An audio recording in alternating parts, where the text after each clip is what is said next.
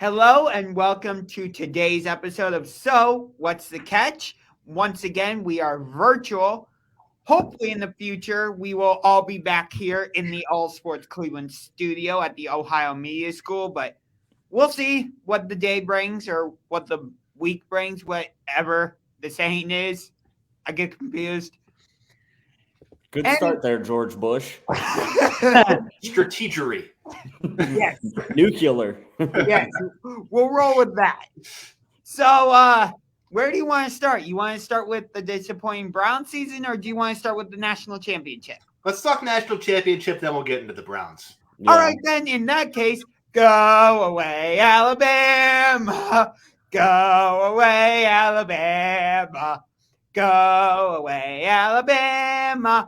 Forget the Crimson Tide. Nobody likes you. There you go. There's your little musical. I still to this day wish Cincy would beat them. Well, that was never going to happen. But first of all, let me address whatever that was. It's a good thing that you don't have a aspiring career as a songwriter. It's also good that your singing career not also something you're looking to go into. Hold on to your day job is what we're saying, Josh. Excuse me, James, but do you want me to run down the list of Broadway musicals I've been in from high school and middle school? Just post your IMDb in the chat, and we'll check it out after the show. Put your filmography on Wikipedia. Yeah, we know you're a Broadway star. Hey, he could play at the Playout Square. I thought I saw you in Cats. Oh, that's one musical. That's one musical you will never see me in. No? No. Don't like cats, huh? No. You like dogs? I'm a dog person for sure. What type? A lot of jokes I want to make about this, but I'm not going to make any of them. But let's talk about the game. Alabama did not win. Georgia is your national champion. Who got it right? I was wrong because I picked Alabama. Me too. I was also wrong because I also picked Alabama. Chirk, who'd you pick? I forget. I did not pick Alabama. He picked Georgia.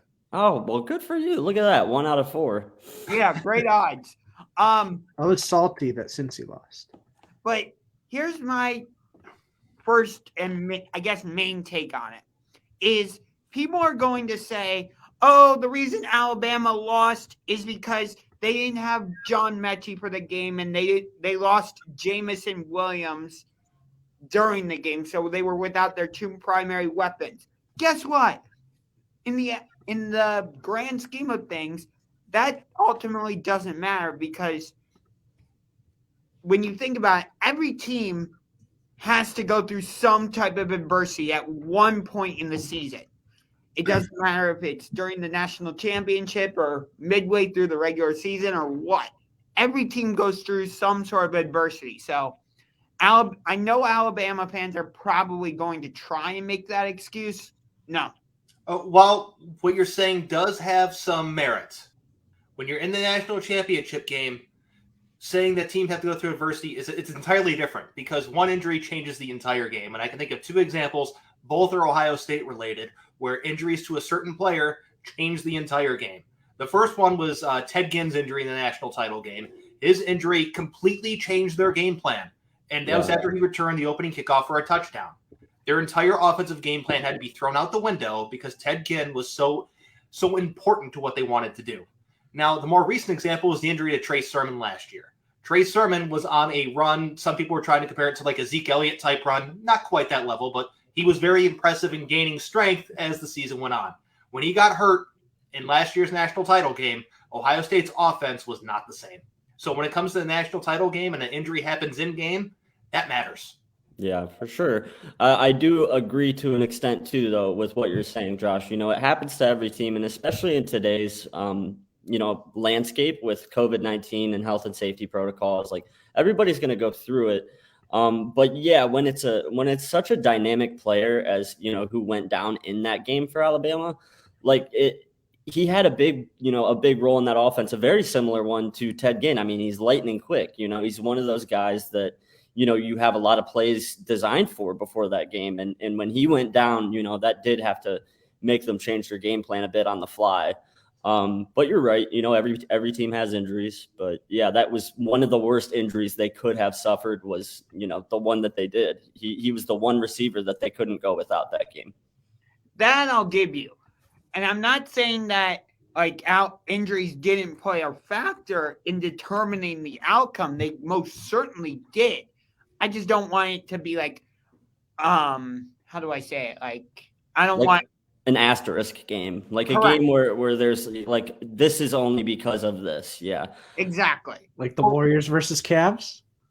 Well, looking at Alabama's run of success over the past, decade or so, I don't think they're going to be digging into the excuse bin anytime soon. Okay. Yeah, I don't think they need to. They really don't. I mean, they'll say, yeah, the game would have been different if he didn't get hurt, but they're not going to be being like, we would have won if he wouldn't have got hurt. That's not going to happen.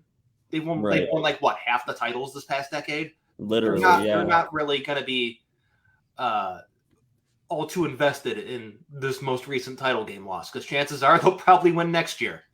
Right. And it just goes to show, too, one of the hardest things to do in football is repeat as champion, How did you guys feel about Cincinnati being in it? Just the fact they were in it. I mean, we kind of made our feelings about it pretty clear throughout the season. Yeah, you did. I don't know. I mean, they went undefeated. So, yeah, it's hard to argue that they didn't earn their place there. But I think a lot of that had to do with a lot of the craziness that went on throughout the season. I think that a couple teams probably had a loss on their schedule that wouldn't have been there if it wasn't for this crazy COVID-19 thing going on. So I think they squeaked in there. But they did. It was kind of like the bubble. I mean, it was just different. The landscape's just kind of different. This was the perfect year for a team like Cincinnati to make a run at it. But when they got there, it happened exactly how everybody said it was going to happen. They got dominated from kickoff to the end of that game, and so, yeah, it's just unfortunate. The gap between the two teams that were in the final and the rest of college football it was pretty wide this year. Yeah, I'll give you that.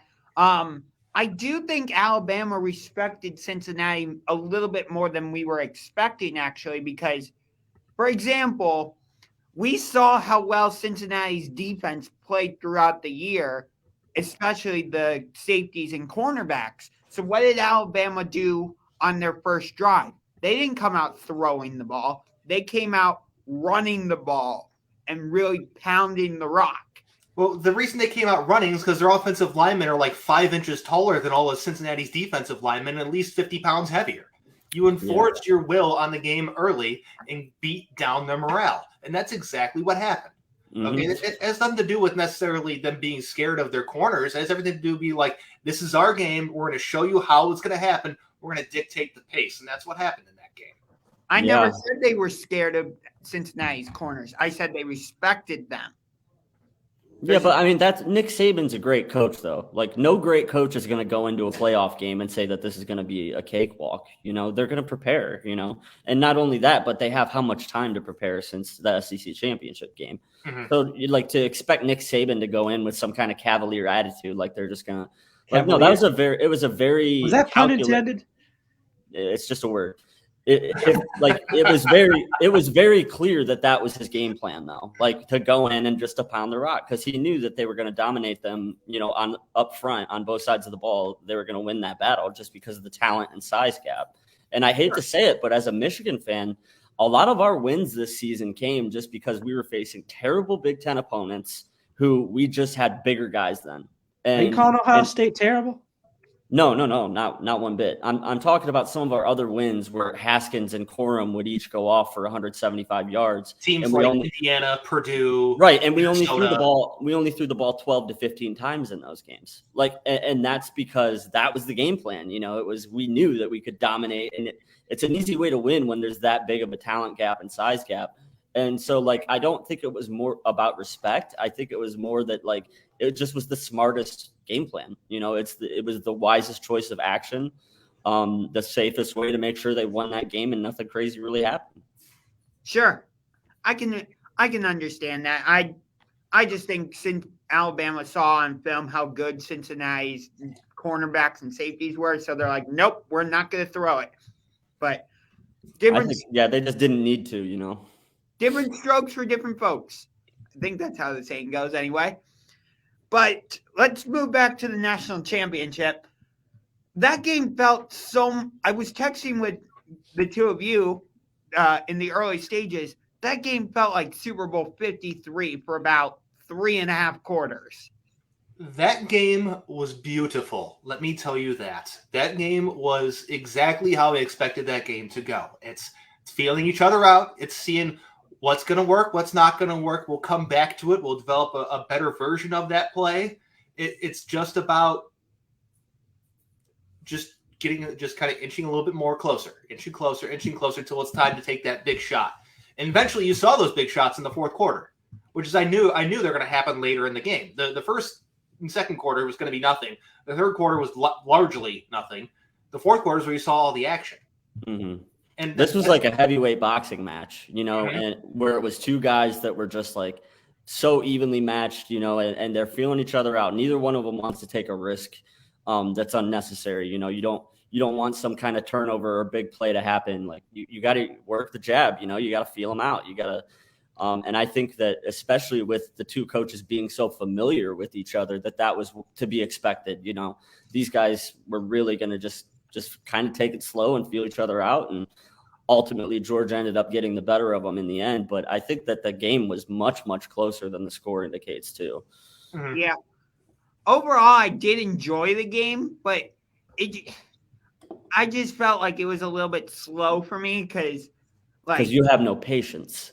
I'm working on it. This was it was a beautiful game. It was executed perfectly on both sides. That's what it was. Yeah. It was a football lover's dream. That kind of game is just it was great to watch. Josh, I get what you're saying though. Like from an entertainment standpoint, you know, you want to see some scoring, you want to see big plays, but from like a football nerd perspective, like that was high level football and high level coaching. And it was, and you know what, as much as we talk about the college football playoff and who should get in and who shouldn't, like that was the two best teams in the nation and there's no debate about it. You know, everybody got it right this year. So it was a great way to cap off the college football season. That was the two best teams clearly in the country. I'd love to see them play a third game. You know, they each got the better of each other. It'd be nice to see who would win the rubber match. Right. Exactly. Yeah. Yeah. I do get that, and I consider myself a football nerd. Maybe, obviously, not in the same way like you and James do. I did appreciate the game. I'll say it like that. And maybe I got spoiled a little bit by what I saw in Super Bowl 52, where it was like 41-33 or whatever it was. I just prefer a little bit more offense. Like even in Super Bowl 50, where the Broncos won 24-10, I still enjoyed that Super Bowl because there was still some offense. Well, high-scoring games aren't the norm. They're not really. I want a close game. I mean, if it's, I like close games over high scoring. Yeah, that's why this is a close game, right? That's why I'm saying maybe I was a little bit spoiled, if you will, by Super Bowl 52. I mean, this game was never going to be some 55-48 final score. That was just never going to happen. Okay. Right. Yeah. The fact that the two teams combined to score 51 points to begin with is a minor miracle. Okay. Mm-hmm. Those are two really good defenses going against each other. Yeah. Maybe I just have my expectations a little too high. I think you underestimated the defense for like the first time ever that you underestimated a defense. You're always so high on the defenses, and I think in this one you didn't give them quite enough credit. Like that Georgia defense was an all-time unit, and Alabama's defense is always that good. But you know, that was a great matchup. It was awesome. I mean, there's going to be we'll see a lot of those guys playing on Sundays next year. For sure. Yeah, I've heard some people talking like, oh, is this the end of Alabama and all that? Absolutely not. Nick Saban is still the head coach. Bryce Young, who just won the Heisman, is going to be back next year. They're great at recruiting, so they'll be loaded again. This is not the end of Alabama. Mm-mm. Yeah, I agree. I this is not the end of the reign of terror by any means. Yeah. Like I said earlier, it's really, really hard to repeat, and it'll probably be Bama again in the conversation at the end of the year next year. They're that kind of program right now. And as long as Nick Saban's there, you're right. They're always going to be in the conversation. Yeah.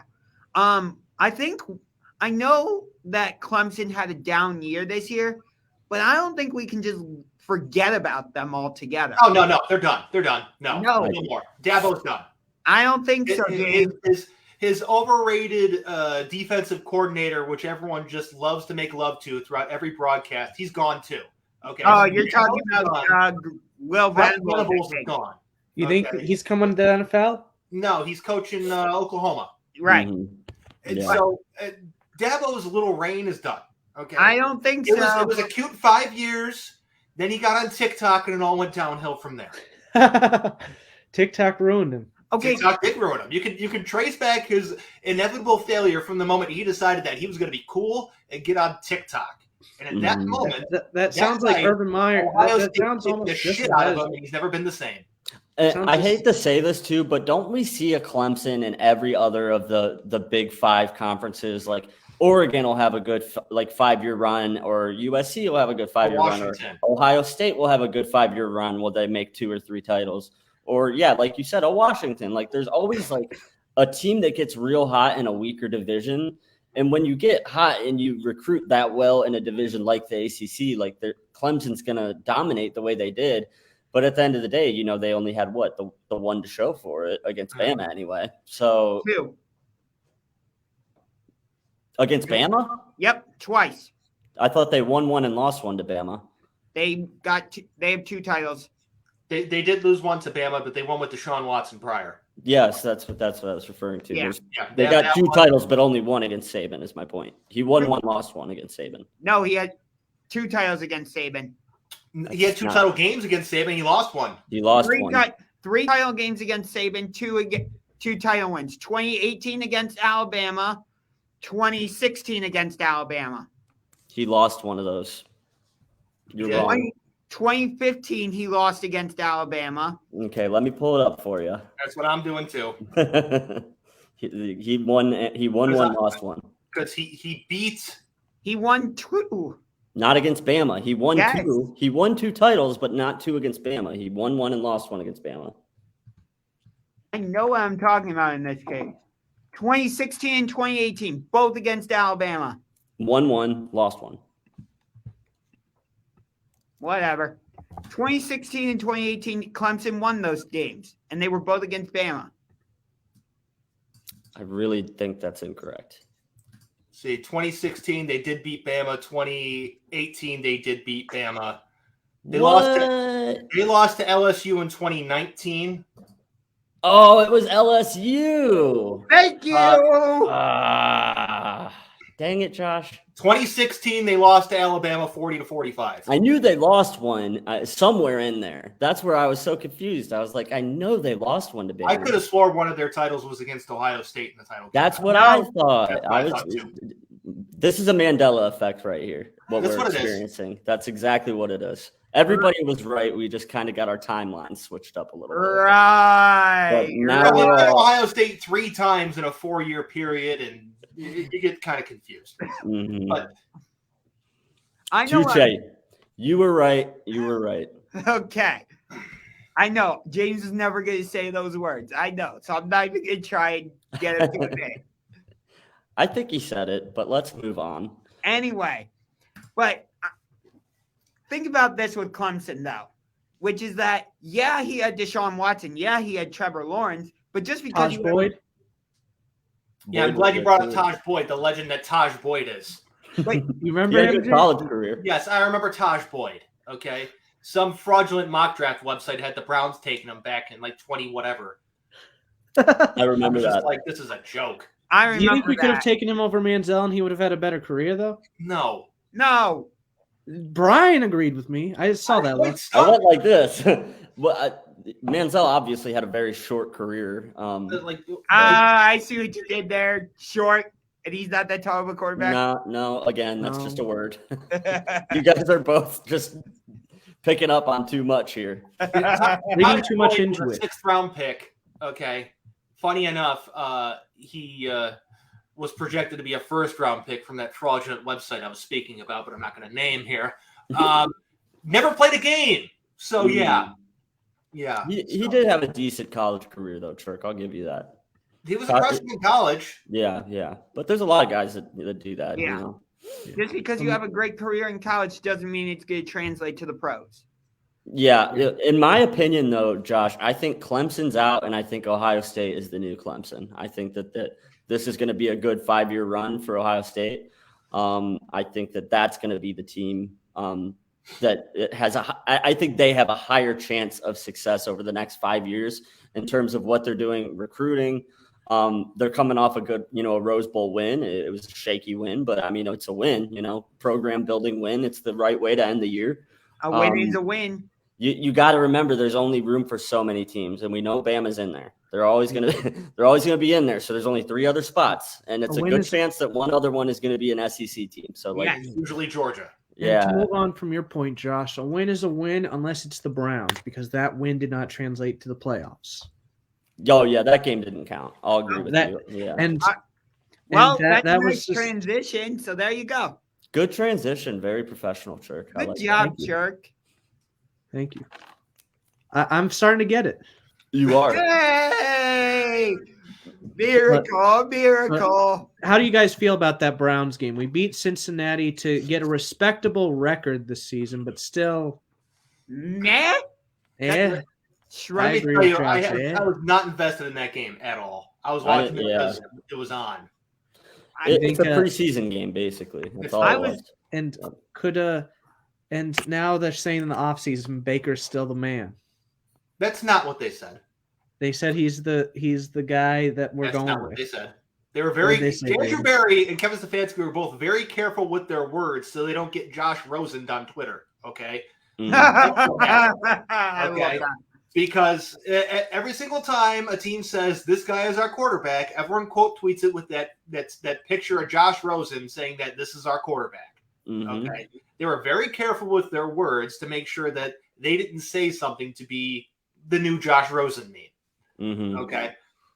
And you also have to remember too, what are they supposed to say? You know what I mean? You can't really expect people to openly bash a guy who's on contract as the franchise quarterback. You know what I mean? They're going to do this very quietly. They're going to be very vague with their words, like James is saying. I get where your perspective was, Chirk. It's they came out and said that Baker's our guy. Yeah, but if you really look at what he said and the way he said it, there's some holes in there. Holes in there. They were very calculated in what they said. So that means he's gone, you think? That doesn't mean that either. Right. I think they were non-committal in what they said, but they were not upfront non-committal, but they were also not going to say that he's going to be our guy. You think he's going to be franchise tagged? They don't need to worry about that. He's under contract for next year. Yeah, right. We have him for one more year no matter what, if we need him or keep him. But I think right now what they're doing is they're exploring their options. They're trying to figure out, are we going to do it in the draft? Are we going to do it through free agency? Or are we going to do it through trade? And they have a list of guys right now. They're waiting to see where some head coaches land, because that's going to dictate a lot of how things go. Mm-hmm. And I think the closer and closer we get to the draft, the more and more that this is going to kind of open up and we'll learn some more. But at this moment in time, it could go either way, in my opinion.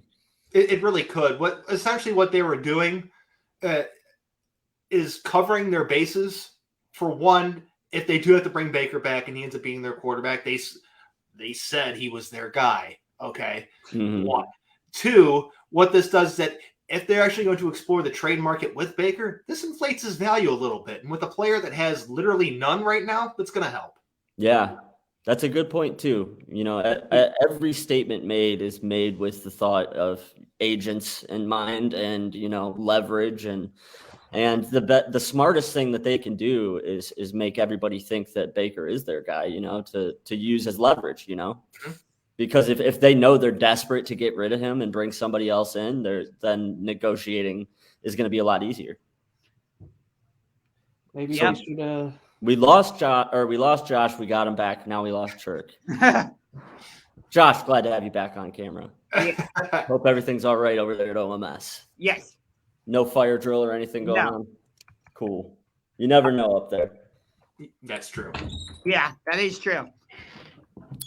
Shirk, are you coming back? His mic's still on, just his camera's off. I know. I heard his door. You hear a door squeak. But in terms of the game, yeah, I was there, but I was pretty much watching NFL Red Zone most of the time on my phone. That says a lot. That says a lot. You know what I mean? The game it meant nothing. It was a preseason scrimmage. Anyone looking for any serious takeaways from this is just you're not going to find anything real here. Right. Are you talking about Baker still? No, we're talking about the game, and how it didn't mean anything. Exactly. Like, hey, it was a win, wasn't it? It's a win, sure, but if anything, that cost them draft position. Okay. Yeah, I kind of wanted. But we don't have any. There's no good quarterbacks. That's not what you're looking for as a quarterback necessarily at 13, which is what they're drafting. Oh, like a wide receiver. You could be wide receiver. It could be defensive tackle. It could be defensive end, linebacker, corner, safety. We got corners and safeties. You have two corners. Yeah. You have Greg Newsome and Denzel Ward. When Denzel Ward chooses to play defense, that is. Right. I mean, Greedy's not doing anything for the organization. Greedy had another shoulder injury, and that always concerns me, considering he missed the entire 2020 season with one because of nerve. He's made of glass. He's just can't stay healthy. He's the guy. I think when his contract runs out, he's done here. But should we keep Clowney? What? Should we keep Clowney? You want to talk about Clowney? Do you really want to have the discussion about Jadeveon Clowney? Yes. Okay. All right. You know what? Make your argument for keeping him, Shirk. I'm interested in hearing. He got 7 sacks, which is the most amount of sacks he's gotten in a long time, and he was very productive and fit with this team. Okay. Now, what are we gonna have to pay him though? Just like, let's say 2 years, 60. You think he's worth $30 million a year? That's quarterback money. Yeah, that is way overpriced. Yeah. He had 9 sacks, by the way. Yeah. 9 sacks this season? Let's give him credit where credit's due. 9 sacks, yeah. That's even better. Look, he produced. He did better than I think a lot of people thought that he would do. That's how he went to the Pro Bowl, was from 9 sacks before. Nobody cares about Pro Bowl. The Pro Bowls. All right. His second team All-Pro in 2016. There you go. Hey! There you go, jerk. Now, what are you going to say to that, James? That was 6 years ago, is what I'm going to say to that. Here's the harsh reality of Jadeveon Clowney. Okay, he performed at a level I don't think anyone realistically could have expected him to. Okay, 1, 2, he was healthy for the first time in 4 years. Mm-hmm. Okay, his sack numbers in the games played this year are better than anything he's produced since his final year in Houston. Okay. Looking at the role he played here in Cleveland compared to the role that he played in the previous 2 seasons, which was primary pass rusher for the Seahawks and Titans, he was the secondary, also known as the beta pass rusher here in Cleveland. Mm-hmm. Okay. So you're not going to be seeing the same type of blocking as the secondary pass rusher. Right. So that gave him a lot more favorable looks from a blocking perspective because they're worried about, I don't know, Myles Garrett. Okay. Those other teams are not worried about anyone else. So they're worried about Myles Garrett, so that he's going to get blocked by a right tackle or chipped by a tight end. And giving him the 2 seconds he needs, because he's all energy for 2 seconds and he runs out of gas. That's basically how he plays. That's going to give him the opportunity against a lesser blocker to get to the quarterback or get in the backfield to make a play. Now, he played himself out of Cleveland, in my opinion. He performed his way out of Cleveland. But go on, finish your point. I'm sorry, I thought you were done. No, that's where I was going to get to. He played at such a level where teams will be willing to pay him first all-star, whatever, primary pass rusher money for someone who's actually better suited to be the secondary beta pass rusher. Right. And so what that means is that he's going to get more than the $10 million he got this year. Someone's going to come to the table with some 3-year, $60 million deal with $30 million guaranteed and be like, hey, come to Jacksonville. What would happen if the Browns did that? That would be a complete mistake. They have too many holes on their team to warrant giving him that much money. Could you see them making a dumb move like that? I hope not. I know Andrew Berry loves some Jadeveon Clowney. Okay, he's tried to acquire him like forever. Like, I'm not even kidding, forever. He's been trying to do it. He gets infatuated with players and keeps trying to acquire them. Okay, much like Joe Dumars back in the day with Allen Iverson. Okay, So looking at this, I could see them potentially spending too much money on Clowney, but it would be such a mistake. They could get similar production from a secondary defensive pass rusher And for what would a lot that less cost money us, than he's too? going to get. And then they can also fix their interior defensive problems that they have at the defensive tackle positions, because Malik Jackson was a complete whiff. Andrew Billings, they kept here for 6 games and cut him. Then their starting defensive tackles right now are Tommy Togiai and Jordan Elliott, which are rotational guys. Okay, that's what they are. At least right now with Togiai. Togiai is not bad. He's still young. You don't know what he's got a lot of developing to do. You can't bank on him being your starting guy. Okay. And Malik McDowell was cute for 3 weeks. He's not an NFL player. I'm sorry. He isn't. Should we get back Sheldon Richardson? I miss him. That was a mistake, getting rid of him. I agree. I said it at the moment in time, this is dumb. Don't do it. And they did it anyways. I agree. Yeah, you make a good point, though, Chirk. The Browns do make dumb moves. So, there's a very good possibility that maybe they do give him a big contract, but I think it'd be the wrong move. Yeah. I think they would. That was my point. It's possible that they could. If there's ever a moment in time for this Ivy League front office and coaching staff to show that they're smarter than everyone, this is the time to show we're smart enough not to do something dumb, which is paying Jadeveon Clowney. Mm-hmm. Yeah. Going back to the defensive backs conversation for a hot sec, Greedy Williams is kind of like that character from SpongeBob who's I think he was in a cast and he's like, my bones are made of glass. I remember him. The guy, the salesman. Yes, the salesman. Yeah. So, that's all. Greedy Williams he's injury prone. Okay. A lot of people like to say that Denzel Ward is injury prone. Greedy Williams is injury prone. I think Baker Mayfield is more like the salesman because he tries to sell us how good he is with his progressive commercials and then doesn't play a good game. Listen, I was watching one of those progressive commercials the other day. It's the one where he goes over to the Rock and Roll Hall of Fame with Alice Cooper.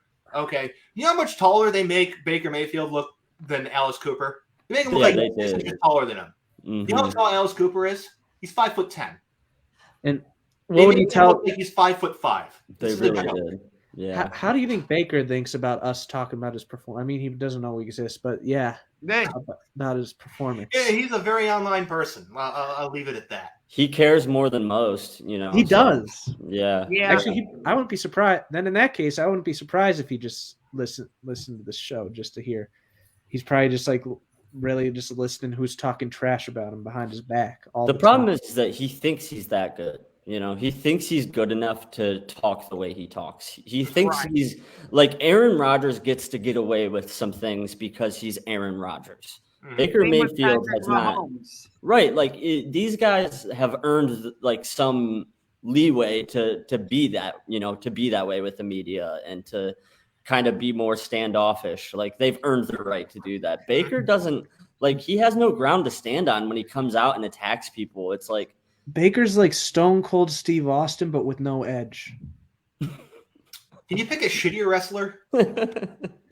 Yeah, I think Baker is he's Doink the Clown. That's who. No, I don't think he's Doink the Clown. I think he's Doink the Clown. Okay. He was more maybe You're disrespecting Stone Cold by putting him in the same breath. Yeah, that's why I chose Doink the Clown. Okay. Yeah. No, I think he's more X-Pac? I have no idea who that is. Yeah, I'm a wrestling fan and I don't know who X-Pac is. How the hell am I the only other person who knows who X-Pac is on this? Oh, no. You know who X-Pac is, James? I know who X-Pac is. Come on. I know who Tupac is. I know who Tupac is. 1, 2, 3 Kid? I know he is. Come on. Never heard of him. All right. Anyways, let's Baker, not dive into wrestling. Do yourself a favor when you're done. Google X-Pac. I will. And you'll maybe it'll jostle some memories. Just go to one night in China. No, that's Did you get that, James? What was it? I couldn't hear you, Chirk. No, I brought up you just don't want to go one night in China. Oh my god. Anyways. You know what that is, James? Let's move on. We digress. Good call. Let's move on. All right. So the Browns game was a disaster. Yep. Because it's a preseason game. Who cares? That's what that was. Yep. Their season's over.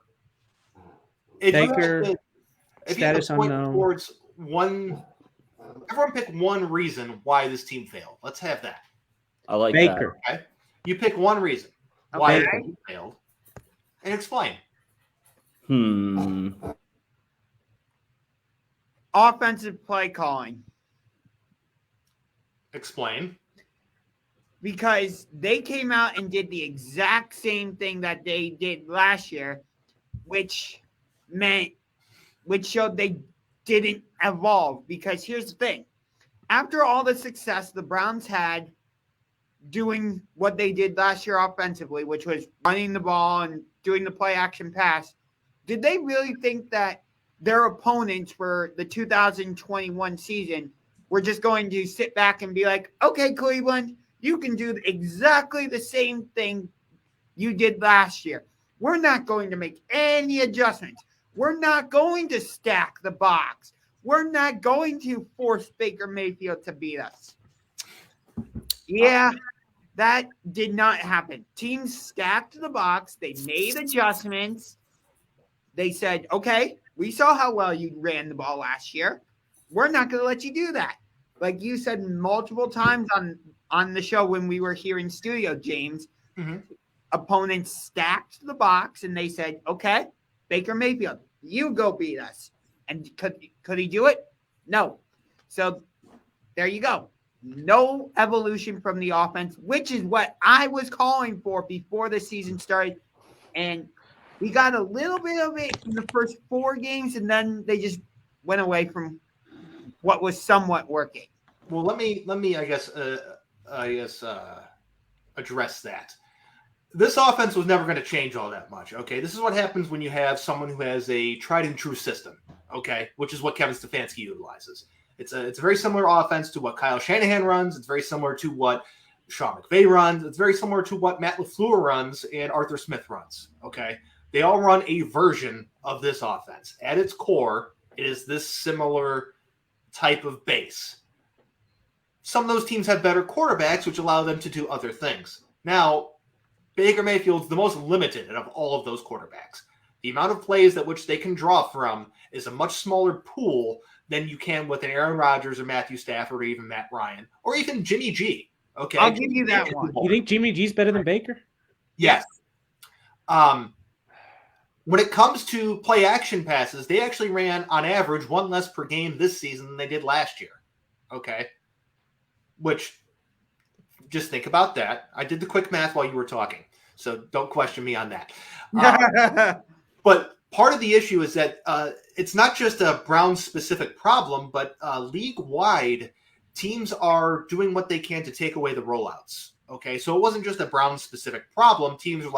Teams are having success with lesser quarterbacks, rolling them out, moving them out of the pocket, so they can execute their offense, essentially reading half the field, which is what Baker Mayfield does on a rollout.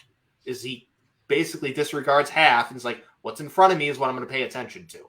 Teams have been like, we're not going to let you do that. We're going to make you throw from the pocket. And what you see is what we got out of Baker. Yeah. I would say my one reason for failure is just like a gross overvalue of talent. Like just from a talent evaluation standpoint, what the coaching staff thought they had versus what they did have on the field. It was like what was on paper versus what reality was. And I think that's part of why we saw so much failure is because like they have a certain level of talent with the personnel in mind to run these things. Like you're saying, these other guys that run very similar offenses they're not as limited as Baker Mayfield is. You know, some of them have better legs. They could scramble a little bit better. Some of them have stronger arms. Some of them make quicker decisions. You know, Baker doesn't do any of that. Baker thinks he's got legs at times. Yeah. So like those guys, you can run that style of offense more efficiently. And I think they think Baker was capable of running that offense the way that other guys are doing it, the way Aaron Rodgers and Matt Ryan and those guys do it. And he just wasn't capable. And then with the injuries, it made him even more limited, and it just was one thing after the other. So yeah, I think that they need to evaluate the talent that they have on their team better in the future. So you think the Browns are a little bit bipolar then? I wouldn't really say that. Just that they need to they need to look at what they have on paper and like I said, I mean, it's just talent evaluation. It's like you need to know what your personnel are capable of doing and what they're not capable of doing. And they gave some players like Baker and guys that people love like Higgins and Njoku, they give them a longer leash than they deserve because of that. So I'm about to go berserk a little bit. Can you guys hear me? we got you. Yeah. We're on the edge of our Berserk's coming out. Sheldon Richardson should have never been traded. That was one of the problems. Look at teams rushing against us. Like we had so many close games. We just could never close out games. Mm-hmm. Never. A lot of them would be close. Could have at least won 2 or 3 more of those games. And when you look at our success last season, there were a lot of close games that we won, and that's where, James, you made a really good point. It was like, should some level of regression have been expected rather than us expecting going like most of us were like AFC Championship, Super Bowl? Should we have expected regression in the win total? And realistically, we probably should have. Yes. I was always very, very been like, let's ease up here. Okay. Mm-hmm. Because the one thing I've been telling you guys for as long as I've known you is that in year 2 of an offensive system like this, regression happens. Mm-hmm. And I think the next season is going to be good, and I think we could go farther. I don't know about next season. I don't know about next season, but I think we could go the playoffs. I mean, they didn't this year. Okay, yeah. One. I mean, regression happened, and I told you it was going to happen. Would you say Baker deserves that number 1 overall pick at all? No. One score games traditionally from year to year flip. Okay. I believe they were 7-2 in one score games last year. Very good. Yeah, it was a very good record. It was a very good record, and that's not sustainable. No, it's not. No, it's not. And then I think they were something like 4-7 this year in one score games. It was not. Yeah. It was a losing record. I think they lost as many as they won last year. Don't quote me on that. I'm about in the ballpark there. And what about getting a consistent kicker on top of it? Special teams was awful this season. Special teams were terrible. Okay, I think that's another thing we forgot that also cost us games. Oh, 100%. If you want to read my grades of the season for the Browns this year, go to thisisbelieveland.com. I graded all the groups. Okay, go check that out. They were the only F you had, right? The special teams was the only F. Yeah. Okay, I gave them an F. Yeah, rightfully so. They were terrible. Should we get back Cody Parkey? No. No, I don't want to. Terrible. The punter situation is somehow worse. Why did we give up on Gilliam? I don't think he was that bad. Jimmy Gillen fell off a damn cliff. Yeah, he really did. He was bad. He was awful. Did you think he was bad the last season? No, he was good last year. But you know what sometimes happens is that you see this with athletes from time to time, is that if they spend a little bit too much time in the gym, gain a little bit too much muscle, they lose that flexibility, and all of a sudden they can't perform well anymore. Okay, exactly. That's why he's a foreign guy too. He's not he wasn't raised on American football kicking style. And those guys they're always inconsistent. I mean, Darren Bennett was one of the best European punters that came in the NFL. Yeah, I memean, there's great ones. There's exceptions to the rule, but for the most part, it seems like these Australian style kickers, they're not as consistent, because it's just a different style. It is a different style. And one thing I always come back to when it comes to there are two things actually I come back to athletes that just can't perform well or stay healthy. And that's one, if we're back in the day, Brady Quinn, okay, spent a little bit too much time doing bicep curls, not enough time actually working on his ability as a passer. But the dude's arms were too big to play quarterback. Okay. He was jacked, man. He was huge. He looked like middle linebacker. Vince McMahon would have loved him. But he was too big to play quarterback. You got that. And another thing that this goes to baseball. You look at the two guys that played for the Yankees, Aaron Judge and Giancarlo Stanton. Those two guys are jacked, but they could never stay healthy, and they could never be consistent. Right. They finally stopped hitting the weight room so much, and they actually played some last year and are actually productive for the Yankees together for the first time since they were joined. Right. Yeah.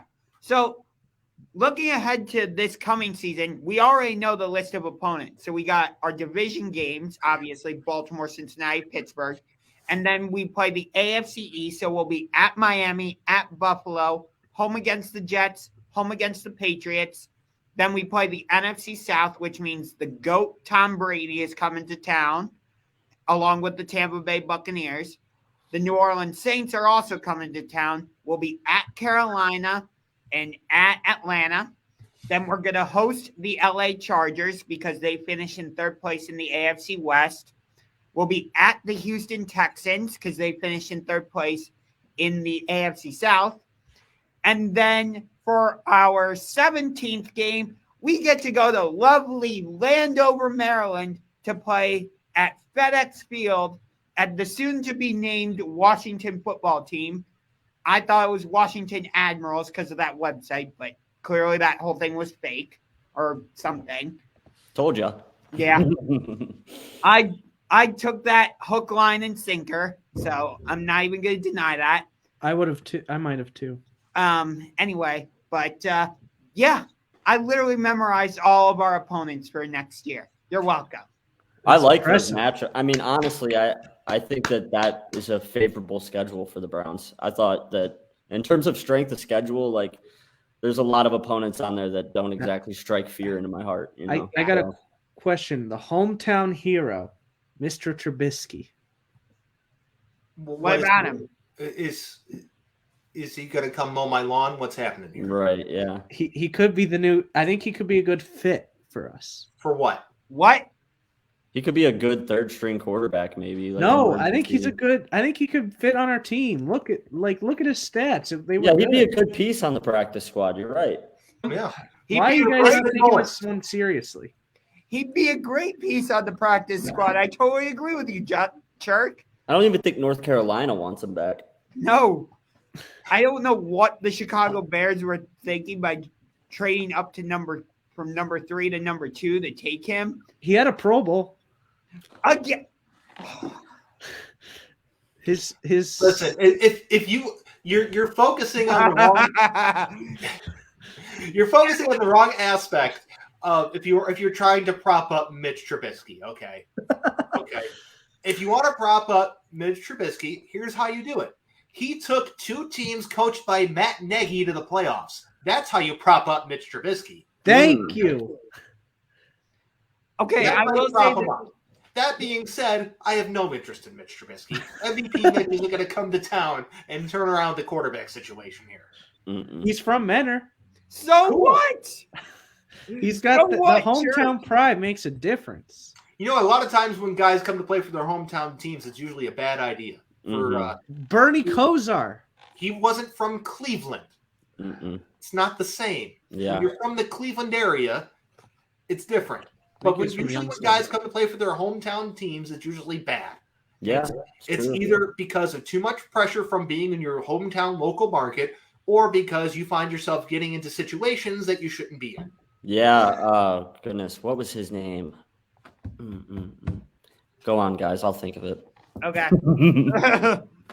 But I already put in my predictions for who I think we're going to open the season against and who I think our home opener is going to be against.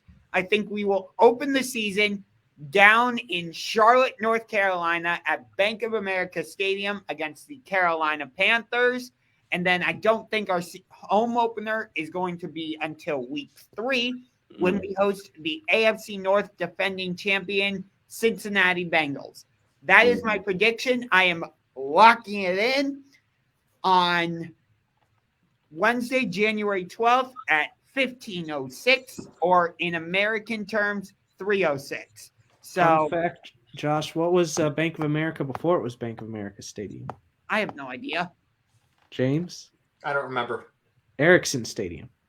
So, I was trying to think of Chris Herron, his story. Who's that? He was a basketball player, but he was from the Boston area, and he went back to Boston, and he was a drug addict and got back with some old friends and stuff. And after he cleaned himself up and had like a really good start to his career, out west. They brought him home, and then he got back into all the things he was into before, and now he's not in the NBA. So I've heard about this guy. Yeah, this guy could have been really there's good. a 30 for 30. It's called Unguarded. His story's phenomenal. He was an absolutely incredible athlete, but he was an opiate addict. He got hooked after an injury, and so it shortened his career. But he was a very, very talented point guard out of the Massachusetts area. Another example from the Massachusetts Northeast area. I mean, Aaron Hernandez. Yeah. Yeah. One.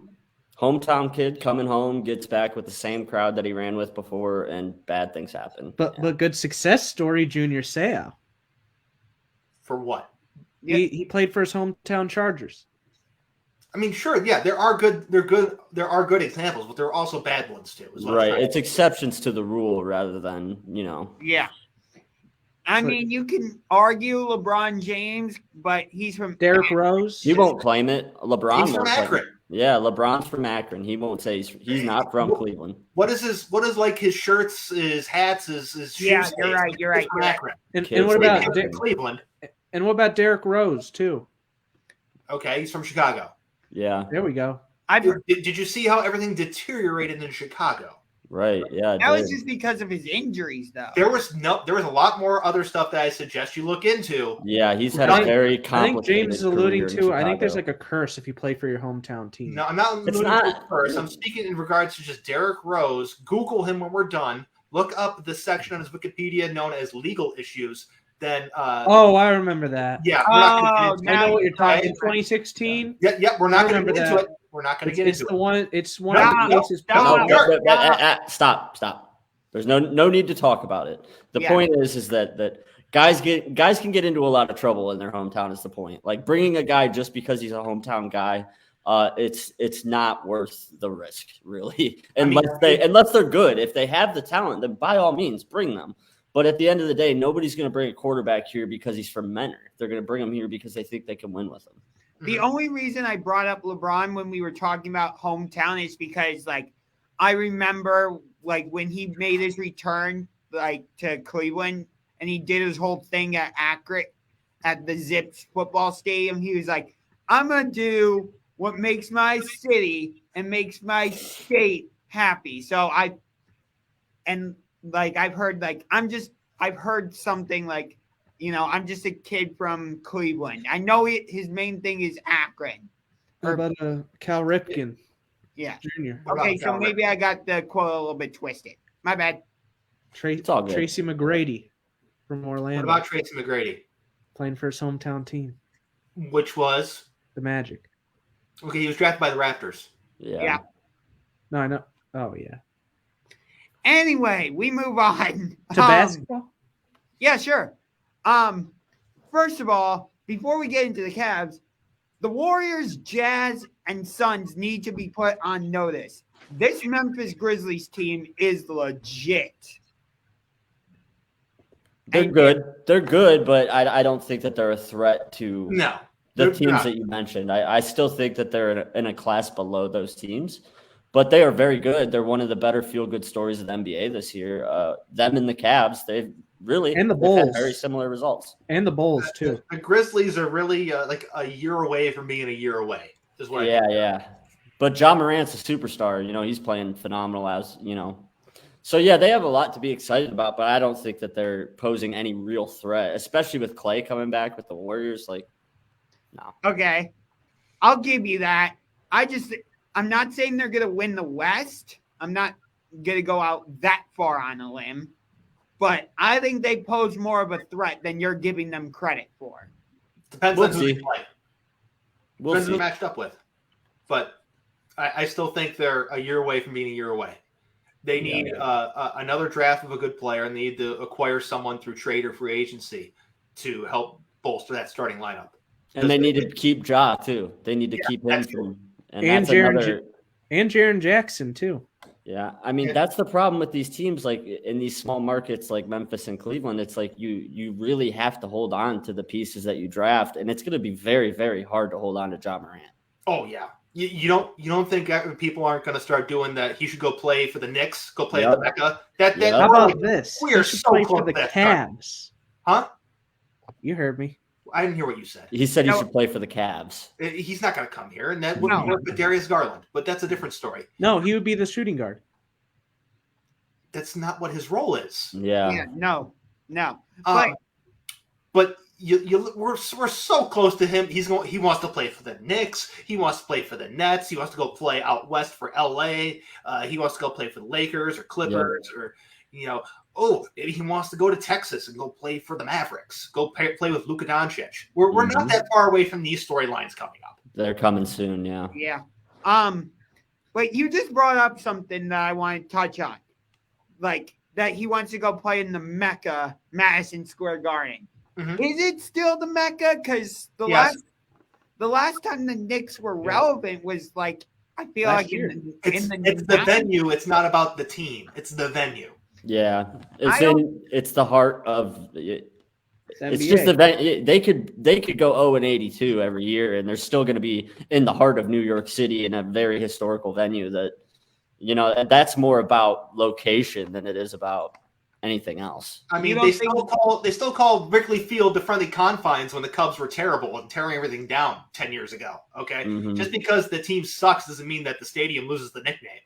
Right. I don't know. It just feels like Madison Square Garden isn't the world's most famous arena anymore because the team is. The team actually got better last season. Yeah, with the exception of like Wembley, like I can't really think of a bigger one. Yeah, true. Name a more famous basketball arena. The Forum. That's currently in use. Yeah, that's still in use. Before it was changed to Crypto.com Arena. Staples. Staples. I mean, but they changed the name, so no one's going to follow that. Yeah. All right. Follow that. The closest you're going to get is United Center. Okay, that's the closest you'll get, and they're still so far away. Right, and that's a lot to do with obviously one person. So Jordan. Yeah. It's Michael Jordan.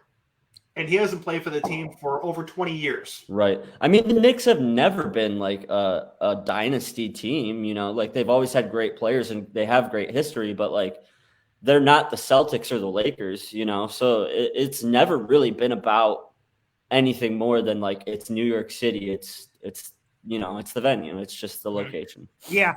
So so they're fine keeping the nickname. I'm just saying it feels like the Mecca or the pedestal of MSG has been diminished a little bit. That's all. More than anything.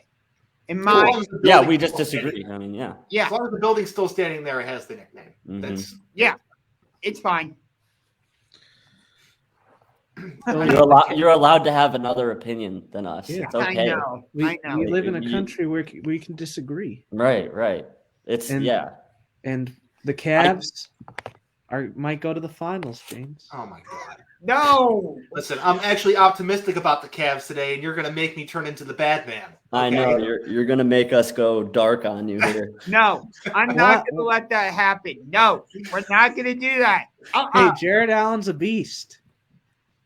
He's having a great year. Yeah, and we're starting to close games now. That was the thing we had trouble last year. Every close game we could not close out.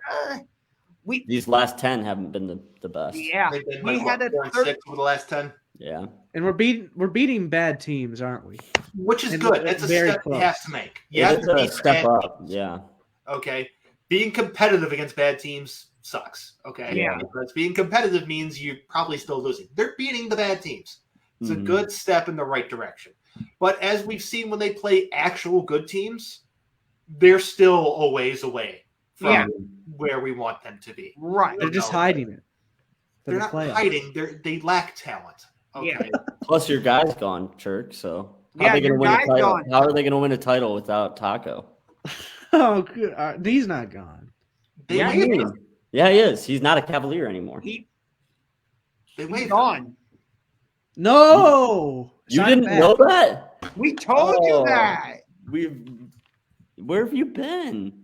Anyway, so we need him back. No, we don't. Hold on. 53 seconds ago, he's back with the Cleveland Charge. Yes. Oh, yes. Breaking news. Yes. Breaking news on Taco That's crazy. He's back with the Cleveland Charge. Oh, Darn. Looks like I gotta reset your nickname in the Facebook Messenger chat again. My But goodness. anyways, I Taco think Fall or we're no gonna have Taco to- Fall. There's one thing you need to know when it comes to the Cleveland Cavaliers. Okay? Fear the Frobley. Oh, Okay. yeah. I love That's a that great song. nickname. I love that. Fear the Frobley. Mobley. That's a Yes. great nickname. I love it. It's Evan Mobley. It's Jared Allen. Those are the two down low that you need to focus on. Okay. I think this team could be the new Pistons of 04. Okay. Don't ruin this awesome nickname. Little Yeah, sign. don't do that. Stop. Pump the brakes. They got a I long knock way to on go to wood. No, that's a very good nickname. I like I that. love it. Fear the High Frobley. five to you on that one. Fear the Frobley. It's Mobley. It's Allen. They got Darius Garland. Those are the three that Garlic Garland. I don't know what that was. But Yeah, I You don't don't know like what that nickname? was. that's no. No. Okay. Darius Garland, fantastic point guard. He's actually blossoming in front of our eyes and being everything that we thought he could be and more. And you know why that is? No Sexton. Not having Colin Sexton to muck everything up is making a world of difference for Darius Garland. Yeah. Okay? Yeah. I read some of your article about it. I 100% agree with you. Trade Colin Sexton because when he was out there, you would see him just dribble, and the other guys would just be standing there like, what do you want us to do? There was no ball movement. There was nobody was like cutting to the basket trying to get the ball or anything. And I would just watch it and be like, can I see something, please? Whereas now with Garland, guys are moving. Like you see Jared Allen being like, here, give me the ball down low. Or you see Evan Mobley being like, here, give me the ball down low. Heck, even Kevin Love's flourishing. Kevin Love is flourishing. I think some of that had to do with Ricky Rubio being here for a short period of time. He was And reminiscing winning. his Timberwolves. Yes, he was reminiscing his Timberwolves days. But That- Ricky Rubio was doing stuff that Colin Sexton can't. Right. Okay? Winning Running the fixes offense. winning fixed a lot of the issues that Kevin Love had. You know, Yeah. when they started winning, you heard him get a lot more, quieter because he was starting to get vocal and it looked like his time in Cleveland was done. Yeah, But he was once having we started tantrums. winning, he's like, oh, okay, I am comfortable in this role. This is a team that we can build around and have hope Yeah. for. So which makes it more the case we need to trade him because his contract is still too much and he's not producing to that contract. I No don't one's care gonna put how on good his we are. contract. If you're looking at players they should be trading, more notably contracts they should be trading, it's Colin Sexton and Ricky Rubio's deals, okay? Because teams always want to acquire those expiring contracts, okay? Do they want to get Kevin Love? Nobody wants No. Kevin Love, but teams are interested in the expiring deals of Ricky Rubio, okay, because it helps them balance their books for next year. Mhm. And- Okay. And when it comes to Colin Sexton, it'll give them the opportunity to negotiate with him in regards to a new deal. Did the Okay. Cavs jump the gun too with Kobe? With Kobe Altman, Yeah. I don't think they jumped the gun. I like that they're actually committing to him and Bickerstaff at the same time and having those two tied together because if, let's say, things go south, you get rid of them both. Yep. You don't play this game of this guy's under contract, we're just going to bring someone else. Same timeline. If things go bad, you get rid of them both at the same time. I But agree. Kobe Altman's actually done something that none of the other GMs before him have been able to do, and that's navigate through a post-LeBron era, okay? Mhm. Correct. Yeah. They've does actually deserve credit. navigated through this. They're actually showing signs of life. Things are starting to look up for the Mhm. Cavs. Yeah. And Kobe Altman's a big reason for that. And I how about agree. Lowry? Right now we're number 6 in the East, which means we would be in the actual playoffs and avoid playing in that play-in tournament. Do I expect us to remain top 6? No, not necessarily. I'm expecting a little bit of a regression, so I'm not going to deny that. But I'm I will expecting say a this. progression. Even if we fall into the play-in tournament, by qualifying for that, that's not the playoffs, unless you know It's the postseason. correct. It's Both the season, not playoffs. correct. And but that's still progression for this team. Can we agree on that? Yeah, it's progress. Yeah, it is. Okay. And the Cavs could go to the finals from the play-in tournament. No, but here's the fact of the matter: unless they're willing to make some of these moves to trade a guy like Rubio, like they're not going to take that next step. Rubio's injured. We can't trade him. Yes, you can. No, you can. Yeah, you still can You trade. can trade his contract. Yep. I don't necessarily agree with the move of trading Rubio, but I understand the reasoning. Because I'm sorry, go ahead, finish your point. No. Go ahead. I guess what I was saying, like, I don't know, what the hell was I saying? Now I lost my train of thought. Here's the way I look at it. Right now, Rubio's giving you nothing. Okay, he's sitting at home. He's out for the year. Yeah. If you can acquire something for what is giving you nothing, you do it. Okay, teams are going to be looking for stuff like Rubio's contract. Okay, they'll probably acquire him, then waive him like 2 days later. Right. Okay? That was the point I was going to make. Was unless we make a move like that, it's progress for progress sake, and that's it. You know, Explain what you mean. If we make the postseason, like you're talking about, if that's what we do, but we don't take the next step and we don't make a move, then what is the progress for? It's then just progress for progress' sake. It's not. Yeah, if we're we're stuck in the middle of the pact, like the Orlando Magic. You're picking up what I'm putting down, Church. Where we were when they had the run with Nick Vucevic. And I'm trying to follow what you're saying, Brian. It's like or the Hornets when they were mid-level. Do you remember them with Kemba? Mm-hmm. They just stuck at the middle. Right. Yeah. You're not going to continue to progress, is my point with this. The Wizards too. You're going to have to do something to take that next step. Now I get okay. I just stick at no man's land, where you're risking a bunch of draft picks and just having a bunch of mediocre players on your team. Mm-hmm. Thank you for explaining that one, Brian. I needed that clarification. There are a handful of players that you can look at that they should be targeting. Okay, LeBron. Because there are a handful of players that the team should be targeting. Okay, people are interested in apparently Colin Sexton more than Ricky Rubio, and I get it because he's a restricted free agent. They can still talk to him and negotiate a new contract before it's time for him to leave and all that stuff. Ricky Rubio is older and he does have an injury it's going to take him a minute to recover from. The timeline for Sexton's return is much shorter than Rubio's. Mm-hmm. But you look at the names that are floated out there of guys that the Cavs could be interested in or are possibly available. I mean, Karis LeVert is getting a lot of run as someone that they could be targeting. Please two other names that are more probably pipe dream options, but they're out there. Who are they? Eric Gordon is also someone that the Cavs could target. This is the ultimate pipe dream right here, and that'd be Buddy Hield.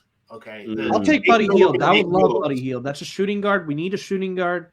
I would love Buddy Hield. He's expensive, but you know what? The Kings are looking to probably make moves because they're the Kings. Yep. That's what they do. They just live in irrelevancy. Yeah, you're right. But you're laughing, but when's the last time the Kings have been relevant? I'm laughing because of that. The Kings just – the last time they went to the playoffs was in 2006. Was Peja still on the team then? Yes, they had Mike Bibby and Peja Stojakovic. Oh, and, my goodness. Kevin Martin's weird jump shot, if any of you guys remember that. I remember Kevin Martin. Mm-hmm. Do you remember his jump shot? Yes, I do. Yeah. But, it was like, looking at Buddy Hield ultimate pipe dream option because a lot of teams are going to be after Buddy Hield. Okay. Yeah. But Eric Gordon's not a bad option, and Karis LeVert's probably the name you've seen most. Eric Gordon, not Aaron Gordon. I said Eric Gordon. Yeah, he did. Okay. Yeah. I thought you said Aaron. All three of those guys should be guys the Cavs should be calling about daily. Okay. Mm-hmm. Agreed.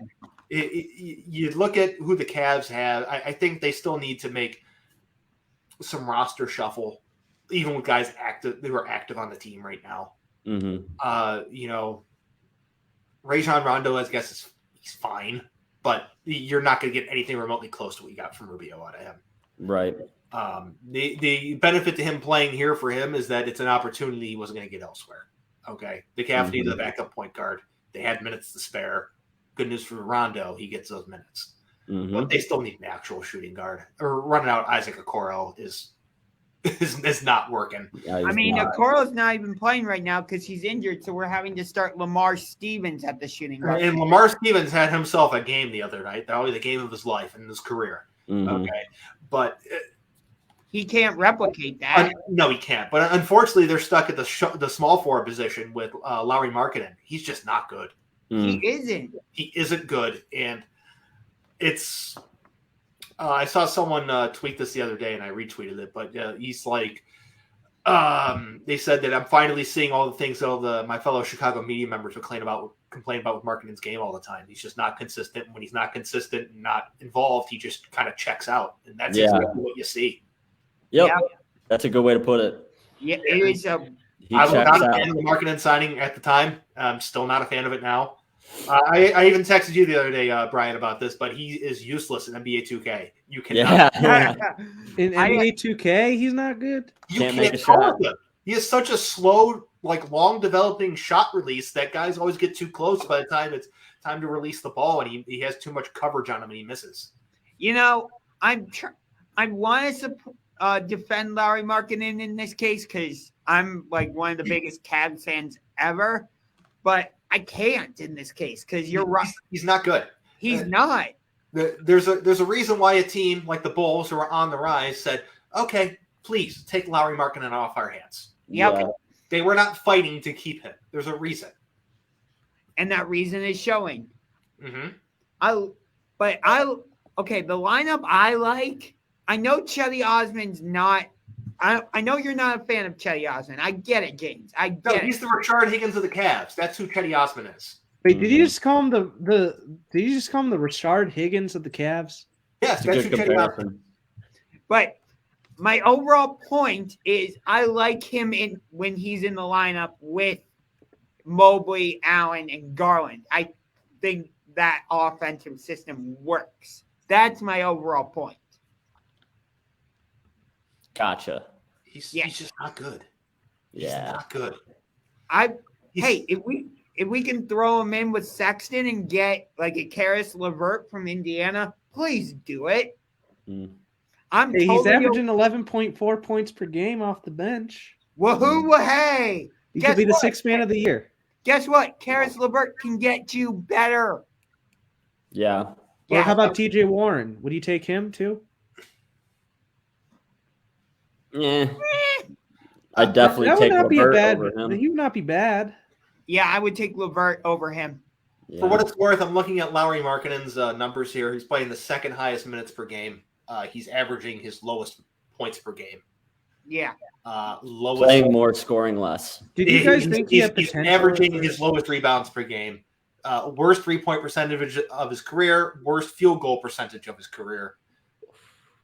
How did he get so bad? He started off good. What happened? Well, that's exactly what the story was on him, is that he's inconsistent and that sometimes he checks out, and that now we're seeing it. What about when he first started? He was averaging 15, 16 points per game. Let me think. Teams making adjustments.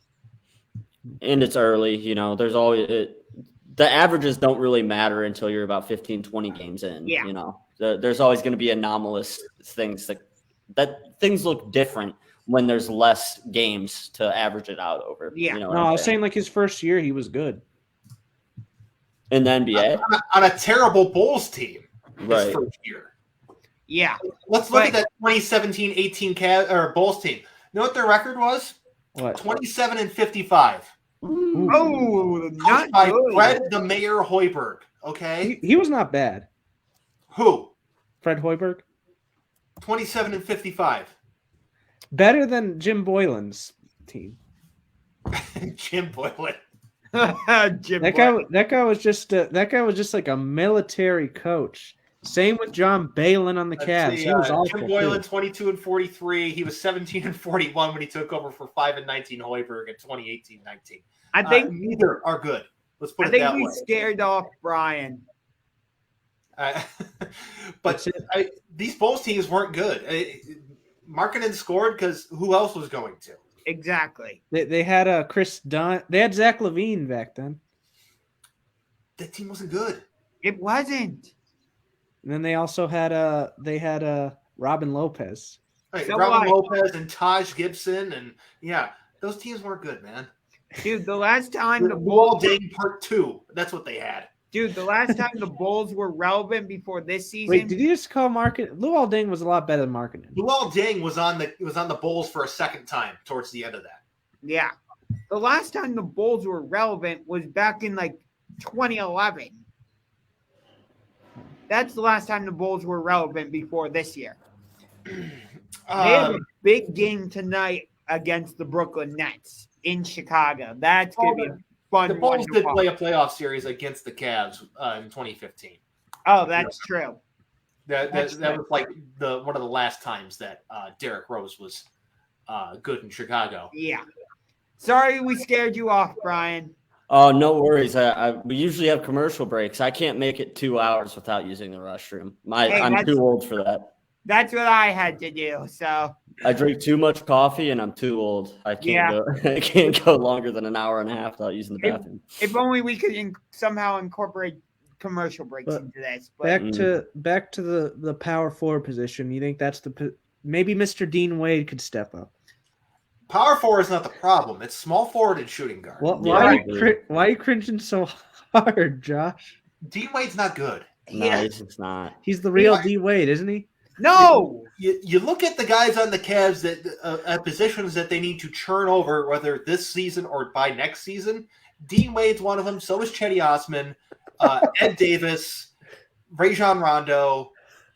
Do you think Dean Wade even deserves airwaves right now? Still on the team, he shouldn't be playing. Does he deserve airwaves right now?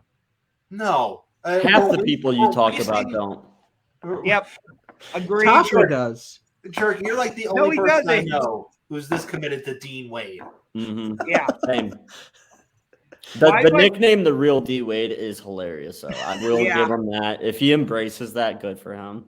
I mean, if you ever meet Dwayne Wade, don't tell him that.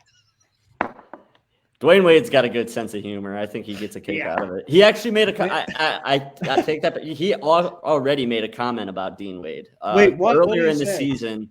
Earlier in the season, someone made a comment about D Wade. D Wade had like a good game, and Dwayne Wade made a joke like he's already had a better career in Cleveland than me.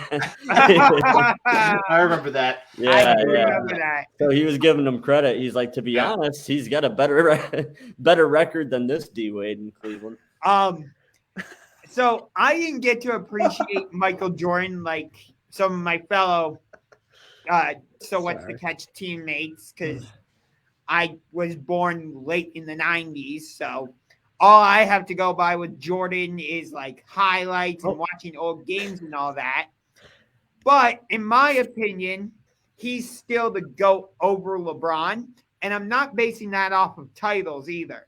What are we doing here? What are we doing? Nobody's arguing that. Yeah, no one. Sorry. Why are we having this manufactured discussion? Okay, Wait, LeBron's better. we're not having this discussion. Okay, fine. But No, you want to go have this discussion? Go to mjversuslebron.com and go simulate the How do you possibilities. feel about Rondo? Shout out, pardon my take. How do you feel about Rondo? There we go. Someone who's on the roster right now. Yeah, Yay. Rondo's fine. yeah, He was a necessary You think he needs to start evil. doing that fake pass he was layup a again? necessity move. Do you remember That's all that, it James? They needed a guy who's a point guard. Okay? Yeah, they That's just what needed they- bodies at this point. He's a body. Do you Mhm. remember that move, James? I remember his moves. Okay, Wait, but what was he's the move called where he was about to do a layup or pass it and then? It doesn't matter. But the point is that they needed a body who's a point guard who can run an Kevin- offense. He Kevin checks Townos? off those boxes, which are basically minimum requirement of a guard in the NBA. You Right. saw how bad the offense was when Kevin Pangos was the starting point guard. It was not good. Yeah, I will say this: he is just a body, but if you are going to bring in just a body, why not bring in a guy who's won? Yeah, there are a lot worse guys won that two are just a titles. body to bring in. Yeah, like he brings a lot to the table off off the court. But statistically, like, no, the guy's not productive at all. No. So yeah, I'm not excited about him, but it was a move that made sense and I was okay with. But it's nothing to be excited about. We're really. gonna get playoff Rondo. Don't worry. No, we're not. No, Thank it's you, fine. Brian. It Brian even it agrees does with me on nothing that for the one. stealing. Playoff Rondo's a different beast. I don't care how old he is.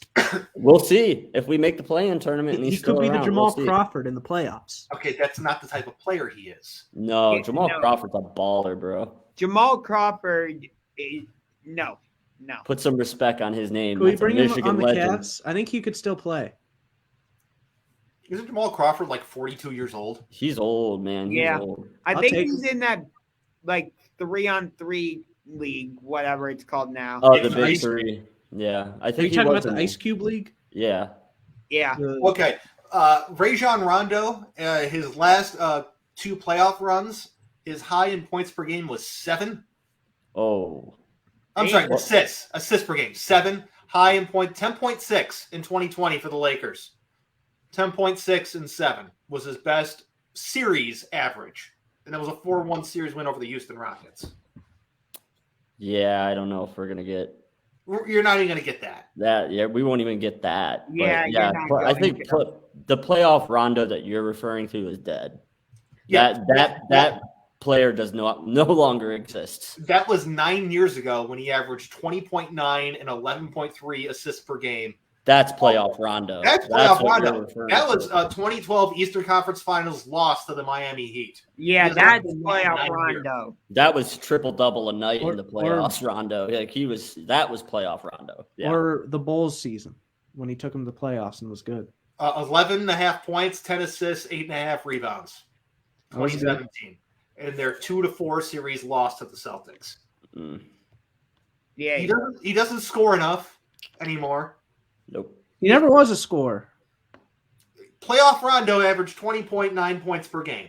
That's a Right. scorer for a point guard. Yeah, that's a score right there. That's someone who was a scorer and was actually helping out in the assist department as well for a Celtics team that was on its last legs. Mm, Yeah, He I was agree. the best player on that team at that moment in time. for sure. agreed.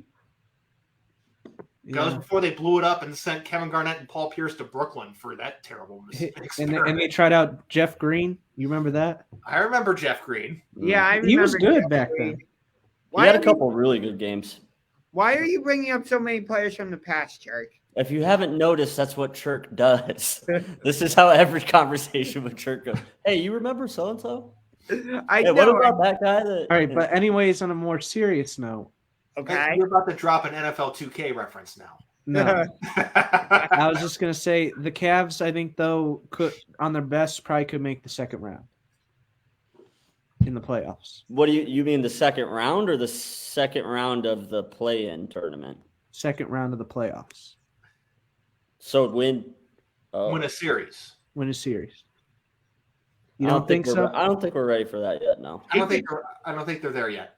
It depends on the matchup. Name the team that we would beat, that we might face in that scenario. I can't see Yeah. us beating The any of Knicks. the teams that would. The Knicks. The Knicks aren't in the playoffs right now. Right. Yeah, they're the not Knicks even are- in the picture. The Knicks You're aren't facing one of those teams in the top half. So you got to look at Brooklyn, Milwaukee, Chicago. I don't see them beating any of those teams in a series. Yeah, Mm-mm. like I said, it depends on the matchup. So maybe we could beat Miami. Maybe We could beat Miami. We've beaten Miami. I think Miami's the only team we would have a chance against. Chicago, no. Brooklyn, no. Milwaukee, no. Not even Philly. No, We we'd haven't- lose to Philly. Huh? You think we could beat Philly? No, we'd lose to Philly. Yeah. I think Miami is the only realistic team that we could possibly, and I emphasize possibly, beat in the series, but highly unlikely. I got a berserker this week. Oh, you Who do? is it? Go ahead. Can you guys hear me? Yeah. I hear you. We're waiting for it. We got a drum roll. No. All right. Because you always make us give you a drum roll and then it gets you like a It is Kobe Altman Woo! Kobe Altman. Berserker of the week, Kobe Altman. for taking it. Or maybe that one was too quick. Maybe I should change it quick. because he could mess up. It's the berserker of the week. Like, how much can go wrong in 1 week? Forgetting that bag. Kobe Altman. Good for him. All right. Yeah. Well then. And the contract extension. All right. And a promotion. That's what he also got as well. Did he deserve that? Contract extension and a promotion. Did he deserve it, James? He's done good, so why not? Yeah. I mean, at first, I got to be honest. Before the season started, I was a little sketched out by some of these moves that have played out way better than I thought they were going to. So I do give him a lot of credit because I was shaking my head at some of those moves, and he's looking like the smartest person in the room at the moment. He is. So we'll have to see if he can keep it going now. Right. But no, that's a good choice. It's only the berserker of the week. I don't think he's going to mess too much up in 1 week. So right. I mean, he could do a flurry of trades, Jerry DiPoto style, and you never know what's going to happen. Or he can do what the Cavs did in 2017, where they pretty much just flipped the entire roster. They had to do that, man. If we're going to go back on that for just a second, they had to do that. That team was going to win shit. Okay. Yeah. The more Derrick Rose you saw on that team, the less you liked out of it. Or Jay Crowder. Most Jay of those Crowder players, was terrible. Okay, none of those players were terrible. They were terrible for us. Jay Crowder's still kind of terrible. That was like the end of Dwayne Wade. Isaiah Thomas was a disaster as well. Yeah, that team was just poor. Darren Williams. It wasn't going to work. Yeah. Yep. You're seeing some similar issues now in Los Angeles that that last Cavs team had. That's a good comparison. What was that artist's name? Larry Sanders. What about that? Is a fantastic comparison, James. 100%. What about Larry Sanders? He played a game for the Cavs? We tried. Okay, anyway. But the current Lakers are like that last Cavs team. They are. Correctly. They have lots of issues.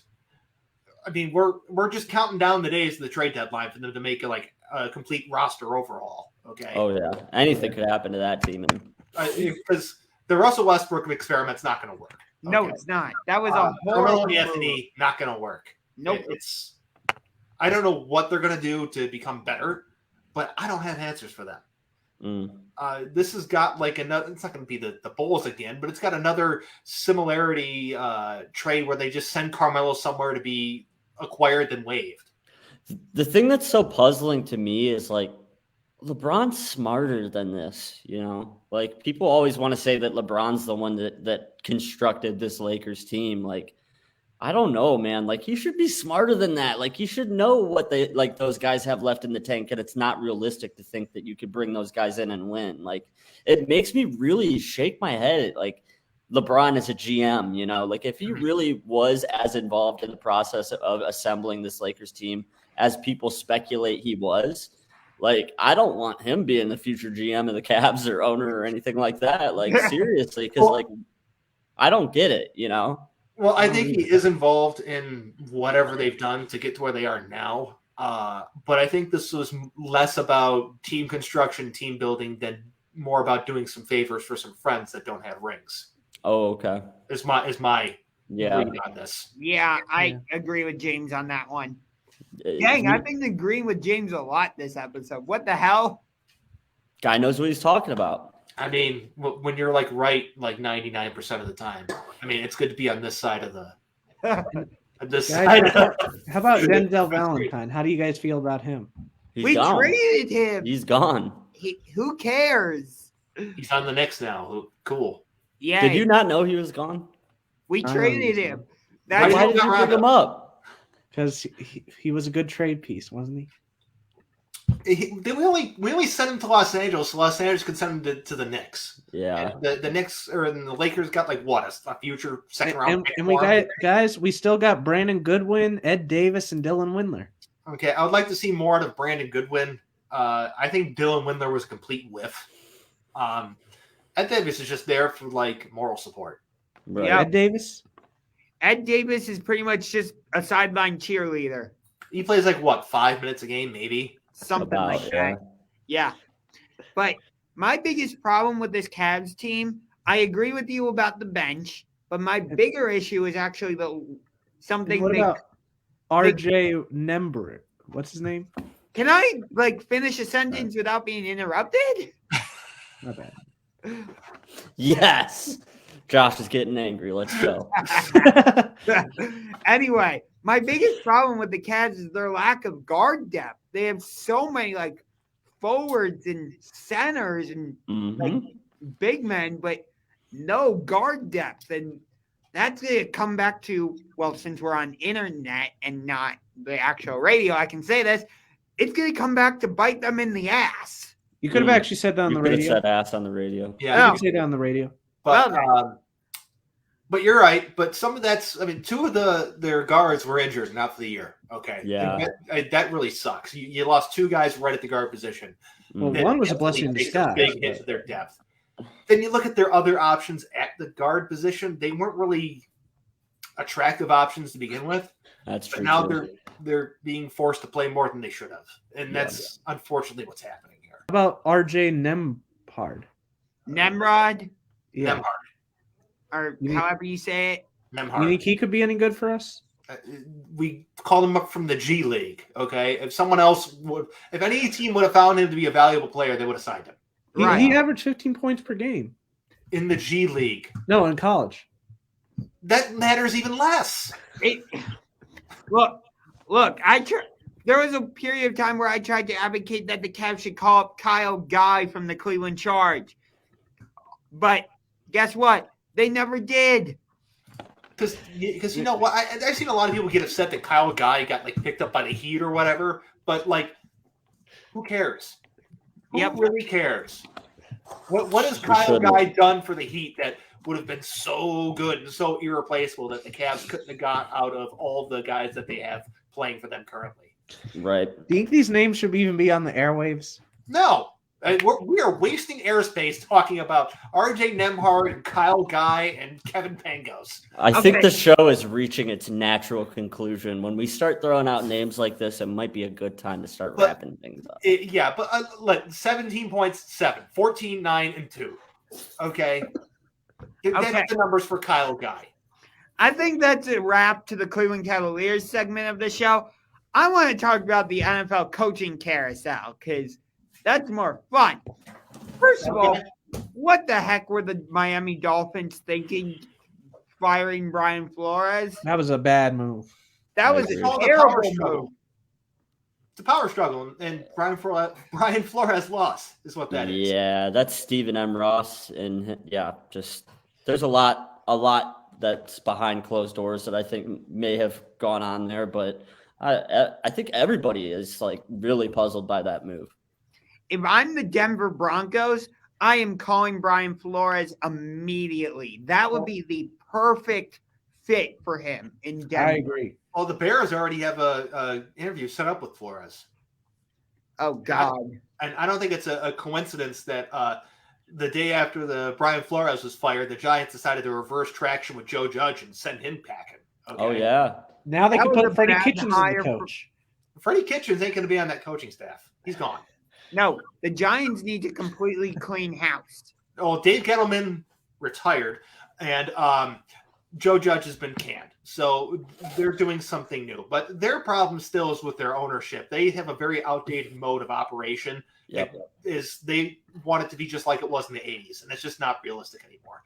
They were able to make it work when Tom Coughlin was there, but, that was more credit to Tom Coughlin than credit to the way they did business. I agree. Yeah, I'll give you that. Mm-hmm. Joe Judge, when I heard they hired him in the first place, I'm like, yep, this is going to fail immediately. It's weird how certain coaches look like one thing for one organization and they go somewhere else and they look like an entirely different thing. It's such a hard thing to predict, how a guy is going to fit in a new environment. It's we've seen some coaches move and we've thought we've seen the perfect fit and it's turned out disastrous. And then, some moves look like they make some sense. I thought that move made a little bit of sense when they hired him, but now it's just oof, it's weird. Why it's a very hard thing to predict. Did Zimmer get fired? Yeah, Yes. Mike Zimmer's gone, and so is their general manager. Yep. How do you feel about Both. that? The only part that surprised me was the Vikings getting rid of their general manager because he's the one that brought in Dalvin. He's the one that brought in Thielen. He's the one that brought in Justin Jefferson. So that was the only part that surprised me. But them getting rid of Mike Zimmer, no, not surprising. Well, how long has Rick Spielman been there? How long was he there? I don't remember exactly. Rick Spielman's been there since 2006. Eventually, you just get stale. Okay. Yeah. Okay. So he's had some success there, sure. But eventually you just kind of run your course. And with the Vikings needing to make some decisions, one involving their own quarterback, also involving their general direction of the team, if you're going to be doing some sort of refresh, reshuffle thing that it seems like they're really on track to do, it's best just to start over with a new GM and head coach. You don't want anyone tied to the former regime that's going to make everything a mess. We've seen the Browns do that countless times and spin their tires and go nowhere. Agreed. Right, we should keep Stefanski. We're not even talking about that right now. We're talking about Zimmer and Spielman. Yep. That's why they sent both of them to the curb. Yep. We're not talking about Kevin Stefanski. I see your point, though, Chirk. Yeah, so keep Stefanski. I get it. Yeah. You saw my point, like, because we were talking about coach carousels and the Browns are the masters at doing that. I mean, Stefanski has been beyond perfect. That's for sure. He was the coach of the year, wasn't he? Last year, yeah. Yeah, last year. Yeah, last year. Do you think it's getting to his head? Entirely different. I don't think it got to his head. If you want to read a little bit into my insight again, I'll reference the grades for the season article I wrote yesterday. Go to thisisbelieveland.com and read it. I explained to you what happened. Where is it? Thisisbelieveland.com. It's my website, Chirk. Come on. Nice website, Get with the program. Get with it. Nice. That was a good movie too. Good job. Anyways, as far as coaching carousel goes, this is pretty much all expected. I mean, the Raiders are going to do their own coaching search when the season's over as well. So are the Jaguars. Yeah. We see this every year. I can't figure out what the Panthers are doing. Matt Rule seems like a complete buffoon. Okay. Everyone was so happy when the Panthers hired him 2 years ago. I'm like, I think we're jumping the gun a little bit. And it's proven to be so that he just has not been very good. It's very rare that a college coach successfully makes the transition to the NFL, or for that matter, in the NBA. You could look at it on both fronts. Like, remember, the Cavs tried to hire Michigan coach John Beilein, and that didn't work. Let's see. Billy Donovan, yeah, he's having success in Chicago now, but he didn't have success in other places. And then, like, with the NFL, Chip Kelly did not do well with the Philadelphia Eagles. Let's see. Matt Rule, like you just said, not doing great with the Panthers. So I'm going to poke two holes in your theory here real quick. Jimmy Johnson, Barry Switzer. Sure. And did Barry Switzer deserve that title run? Who cares? He won a Super Bowl. Yeah, that's exactly. The ultimate goal. It doesn't matter. But do you think that was he was a good coach though? Who cares? He won. That's all that matters. Yeah. So he had that fourth down where he went for the same play. Do you remember that? I remember all of this, but what I'm telling you is that both those guys were college coaches. They came to the pros. They won. So that's what to focus on in that aspect. Right. Okay, but for the most part, I would say my theory is true. It happens a lot. You see it like every year or so. You'll see a college guy make the jump to the pros, or a pro guy go to college, and you always see failures and successes with that. But I think there's always exceptions to the rule, and it's a lot of it has to do with the landscape of college football and the landscape of the NFL. How similar are the two games, and there are times when college and the NFL are really similar games, and there are times when the style of play is drastically different, and I think that has a lot to do with it as well. Yeah, you're right about that. The name really being floated around a lot, and Brian, I'm sure you're taking particular interest because he's your head coach, Jim Harbaugh. Do you think there's any realistic chance he actually leaves Michigan to go to one of these open positions? I think anything's possible. I'm never going to say it's impossible. To me, it feels like this is just his agent being a good agent, and a lot of this offseason is spent positioning himself in terms of renegotiating a contract with the university. And it's not surprising either when you look at the success he had in San Francisco with Kaepernick and some of the things he did accomplish in the pros. He's one of the few guys who has had a certain level of success, in the NFL already. So every year you're going to hear somebody interested in Harbaugh. This year, it seems like he's actually listening, which is more than he's done in the past.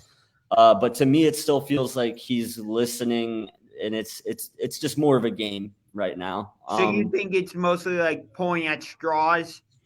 I think it's, like I said, I think it's his agent being a good agent. I think he's doing the right things and listening to the right people in order to give him the most money in the future. He's positioning himself to get paid. And after the season he had, good for him. I don't think he's going anywhere, but would I be shocked? No. Anything can happen. It's money.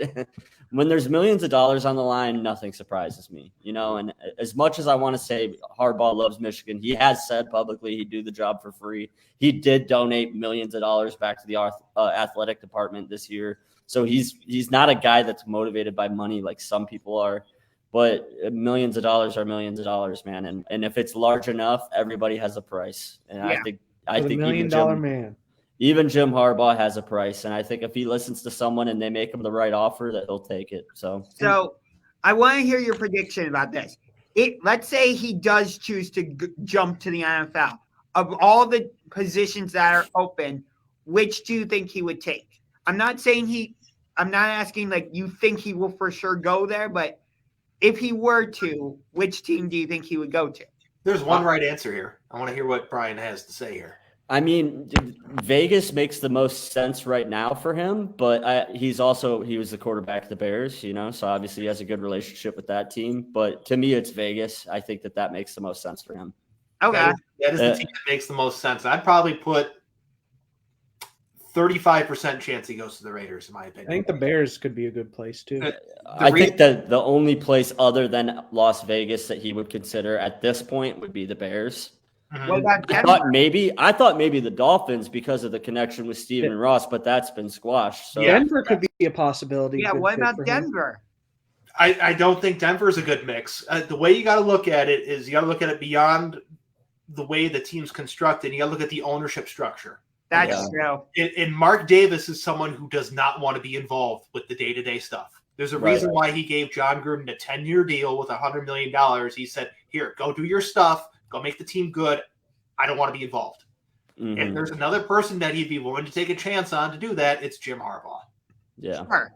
To hand him some large dollar figure deal, be like, make this team great. Mm-hmm. I don't want to be involved in anything. You do your thing. And you don't think the Broncos would do that?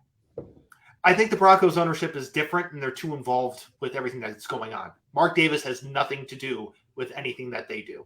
Okay. And the Broncos need a quarterback too. So, it's a different situation in Vegas. Yeah. All right. I understand that. I think the Broncos are an attractive destination for a head coach, but I get your overall point.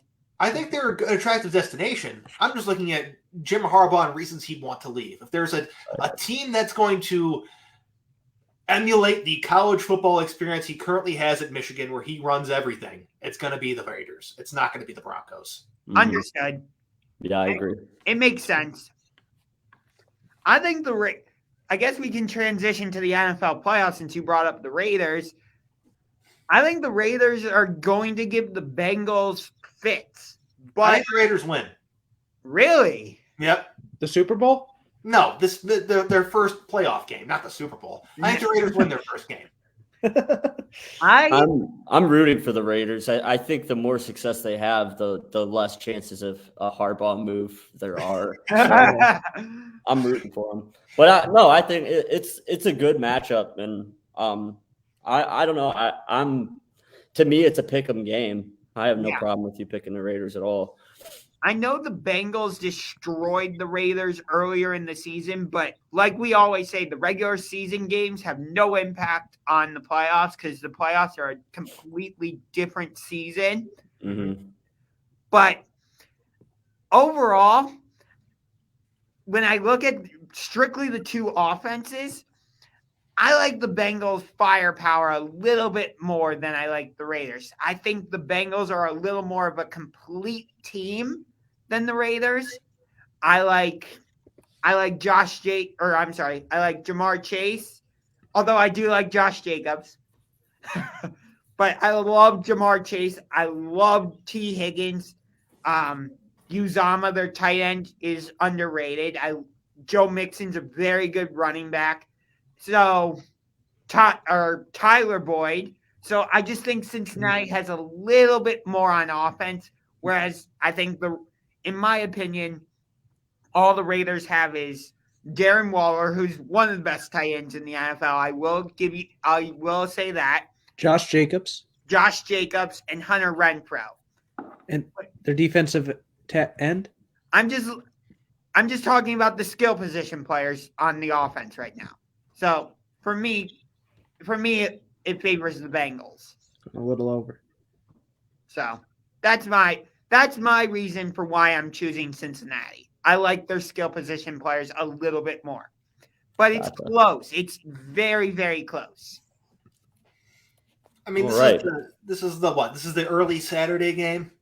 Yeah. And these games are always complete nonsense. Okay, so I mean, if there's a team that's bound to lay an egg in the early game where everyone's watching, it's the Bengals. One, two, the Bengals didn't play last week.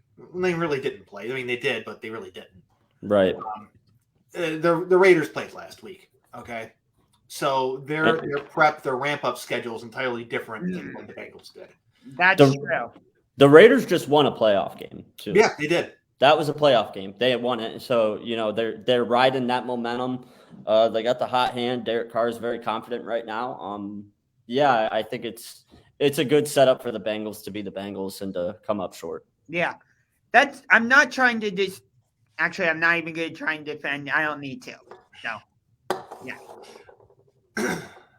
But I just picked the Raiders. That's all I did. Yeah.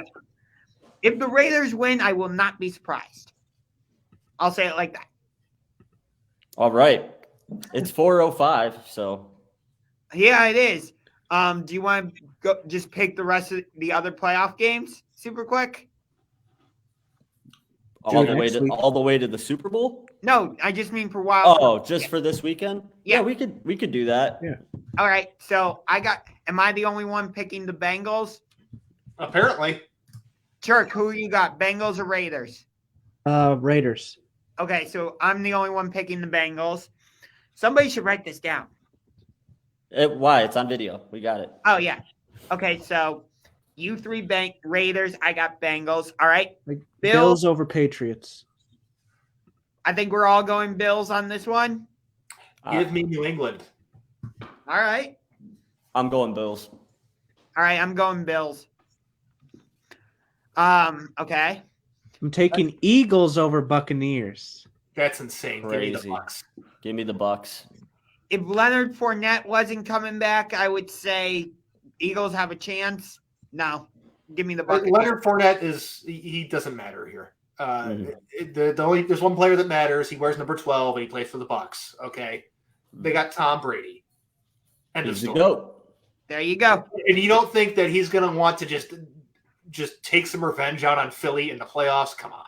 Yeah. I don't think he's thinking about that Super Bowl from a couple of years. He's saying, licking his chops right Philly, now. Guess what's up? I'm going to drop a 50 burger on you in the first round. All right. Let's see the other matchup. 49ers versus Cowboys. I got the Niners. I'm going Niners. I'm going Cowboys. How about them Cowboys? 2-2. I love it. All right. Cardinals, Rams. Cardinals. Rams. I got to go Cardinals on this one. Split down the middle again. Yeah. Rams. Give me the Rams all day. All right. Let's see. Steelers, Chiefs. Chiefs. All right. And is that the last one, or are we That's missing? it. That's it. So we'll see how we did. Next week, we'll pick the next round. Yep. And Taco Fall, come back. He's back, baby. That should have been the Berserker. Do we want to do quick Super Bowl picks? Just to see I'm how sure I got what I have. Yeah, I forget what my Super Bowl pick is. Mine was Bucks over Chiefs. I'm still sticking with that. I had Bucks over Bills. I'll stick with that. I think I had Cardinals Ravens, so I have to take the mulligan on that one because, yeah, that matchup ain't happening. Bills and Cardinals. So my new matchup is going to be, I agree with you about the Chiefs, but I think Aaron Rodgers gets to the Super Bowl. And we get the State Farm Super Bowl, Packers Chiefs. And I think Aaron Rodgers rides the whole last dance storyline to hoisting the Vince Lombardi trophy. Real quick before we go, there is a possibility of a Brady Belichick matchup, and that would be the biggest NFL football game of all time. Oh, I would love that Super Bowl. I'm not picking New England over the Bills, but if they win that game, I'm going to really be a New England fan. I want to see that matchup so bad. I'm exactly with you, Brian. I would love to see that Super Bowl. You know how many storylines that would be? Oh, it'd just be awesome. That'd be the biggest game of all time. Oh, 100%. It would be. It absolutely would be. Yeah. And I think it would be a close game, too. Yeah. I don't think Tampa Bay would blow out New England. I really don't. Real quick before we head out, John Lester called it a career today. Yeah. John Lester. Thank you for helping us win the 2016 World Series. Who's us? Okay, thank you for helping the Cubs. Thank you. Yeah, my dad. He had a heck of a career. Okay, yes, he was involved with winning titles in Boston and with the Cubs. You want to talk about a hometown guy, like Chirk was saying earlier too. Talk about a hometown guy, man. Boston really screwed that up. Yeah, they did.